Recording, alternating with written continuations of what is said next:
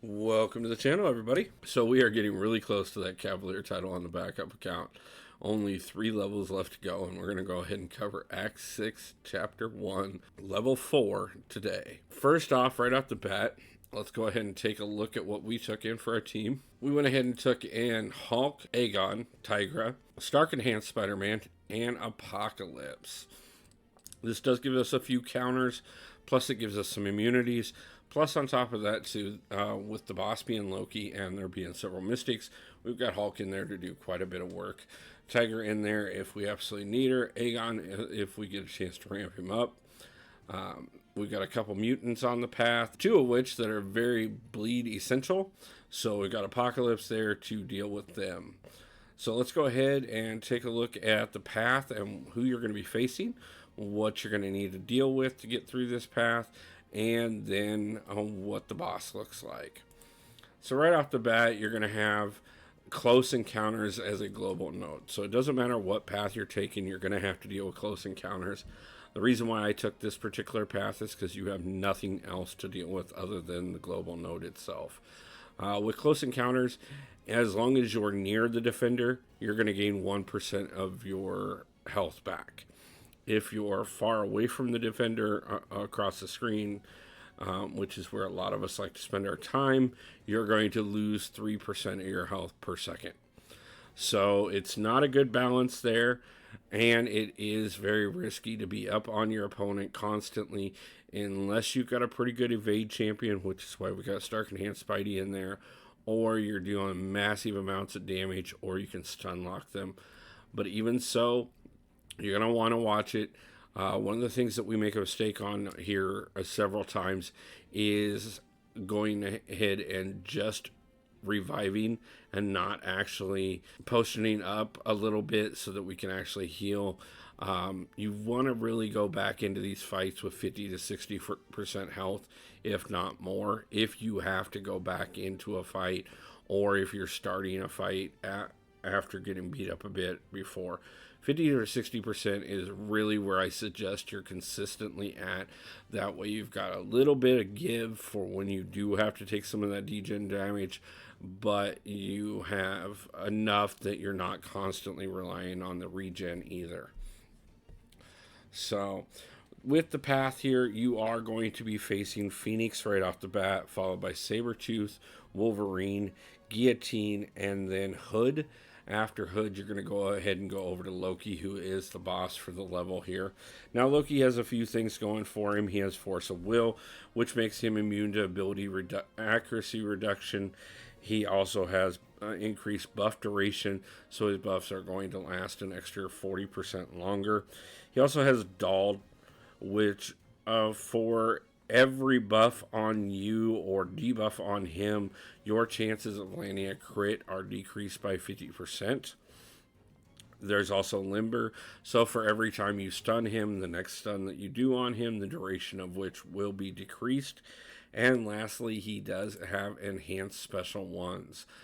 Do keep in mind that off of Loki's special 1, he can steal any buffs, so be very careful on those, and his special 2 is unblockable.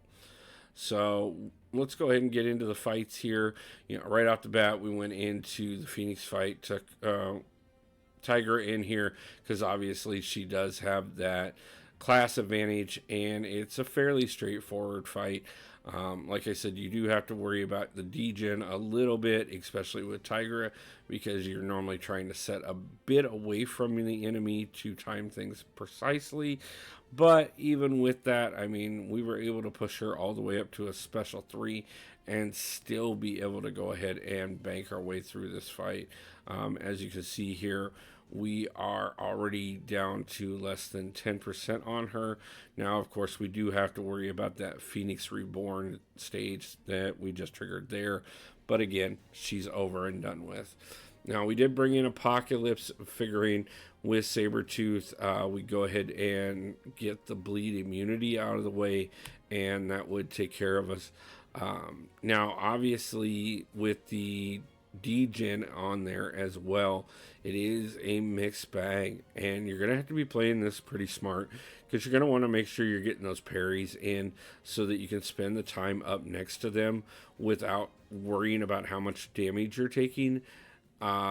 Because you are going to need some of those times to regen, because if you're not, the degen damage will just outbalance everything, especially if you take any hits whatsoever. As you can see here, he is eating us alive, and we're really not taking that many hits comparatively.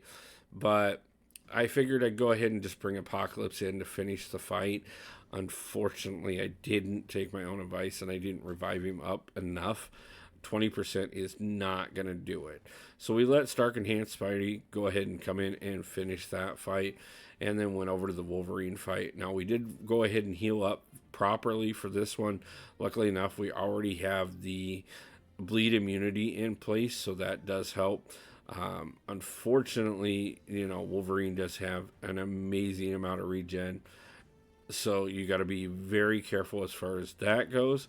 But all in all, I mean, he, as much as I love him and as much as I am pushing to get him awakened, by the way, if you haven't seen the latest video, go ahead and go check and see if we've accomplished that yet or not.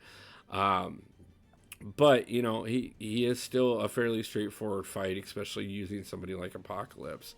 So we went ahead and, again, class advantage Hulk against Guillotine, figuring we go ahead and ride out the storm all the way from Guillotine through Hood into Loki. And I probably could have, if, again, I would have remembered to take my own advice and make sure that after each of these fights, we healed him up to at least 60%. I didn't do that. I will go ahead and pre-caveat that. We do get through just fine there. But right off the bat here, we screw up and we let Hood go into that invisible stage.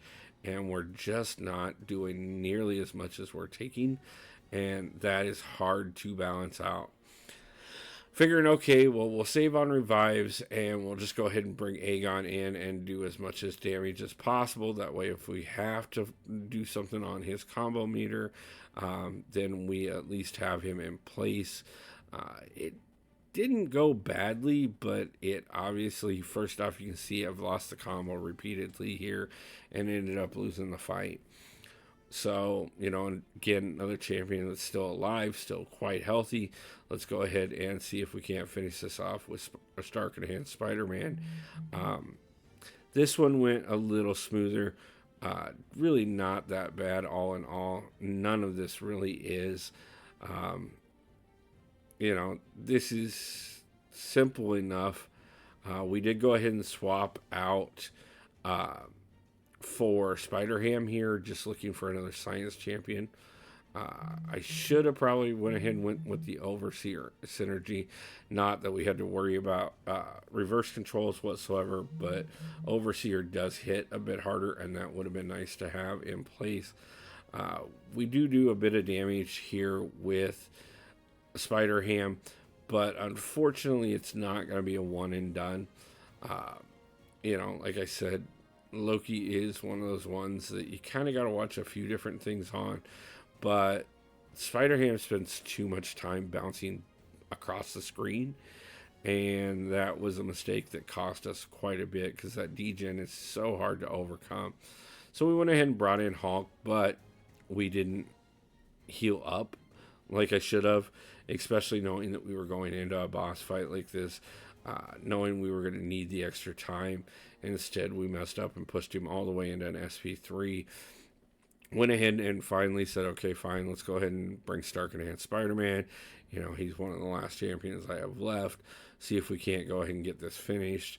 And we were able to do quite a bit of damage, but not the entire thing. He definitely wasn't ready for this, only because we didn't heal him up enough. But back to the old go-to. First attempt with Hulk there, slipped up right away, came right back in and brought Hulk in and called Loki the puny god that we know he is. And that's all it is, guys. Everything's said and done there. Now we've only got 2 levels left to go, and then we have the Cavalier title. definitely something that's got us excited. We're moving forward. We're going to get everything taken care of.